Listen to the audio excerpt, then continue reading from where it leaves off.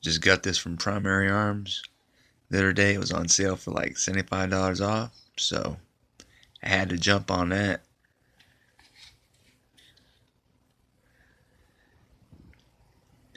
I don't see too many reviews on YouTube yet because maybe they're not really in circulation, or I don't know, but I got on my Glock 17 MOS.